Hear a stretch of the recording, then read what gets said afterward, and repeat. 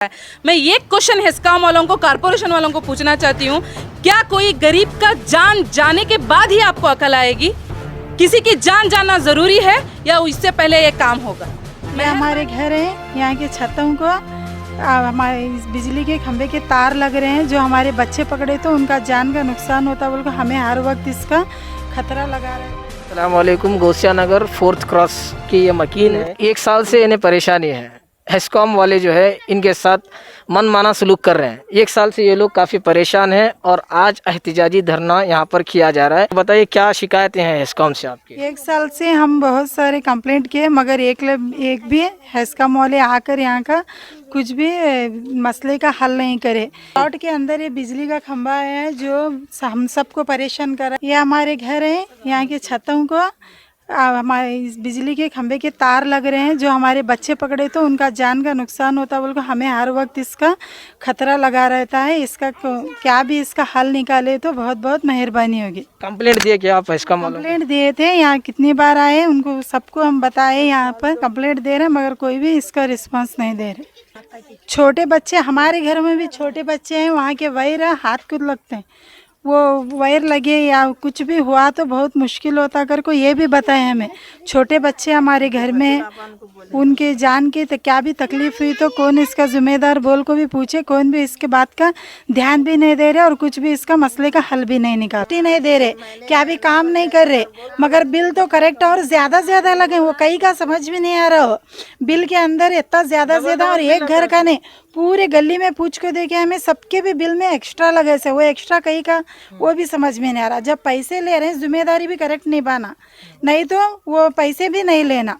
इतनी मुसीबत में कोई किसकी भी कमाई नहीं, क्या नहीं, ऐसे टाइम में भी बिल ले रहे हैं। उन्होंने पैसे लेने को तैयार है, क्या भी अपनी जिम्मेदारी निभाने क्या भी नहीं। बच्चे ये फिरते हैं, यहाँ करंट आता, छट आवाज आता उसमें था हमेशा। बरसात तो आया तो बहुत ही चाहता, उसके बारे में मैं वो ऊपर भी बच्चा एक बच्चा नहीं छोड़ते, मैं अभी भी बहुत अपना डर रहता, लगेंगे पकड़ेंगे बच्चे घर को। नन्हे बच्चे वो पढ़ते ही सब आड़ा पड़ा, बच्चे फिरने गिरने का सब भी नुकसान हुआ, तो भी घर के परिच वगैरह आते रहते हैं, बहुत नुकसान होता। जरा ये मेहरबानी कर को जरा करने लगा, खंबा काट को दूसरा खंबा बटाओ जरा दूसरे जगह। कितने दिन से प्रॉब्लम है? ये वो 2-3 बरस से है, आप बोलते हैं, आते हैं, देखते हैं, उन्हों भी सुनते जाते हैं, वोट मांगने आता है भी, कौन भी आते नहीं, इन्हों बतुला आप 10 बार उनको बोलना जाको, अब उन्होंने आई डालतू कर को 2-3 बार हमें बोले जा को। अभी बरसात आने में हम नता डरा था, कब क्या होता मालूम नहीं कर को।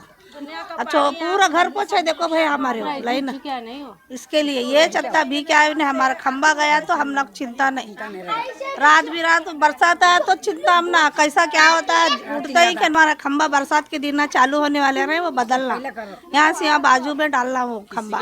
हमारे घर को हम ना क्या भी हुआ तो उन्होंने हमारी जिम्मेदारी, हमारे घर में छोटे छोटे बच्चे हैं, कब करंट जाता है ये बोलता है, मैं बारिश आया कब करंट काटेगा तो हमारे घर का बचेंगे हमें लोग। ये जो है ward number 64, 64 ward number, Hubli Dharwad municipal corporation का, ये इसका एरिया का नाम जो है गौसिया नगर है।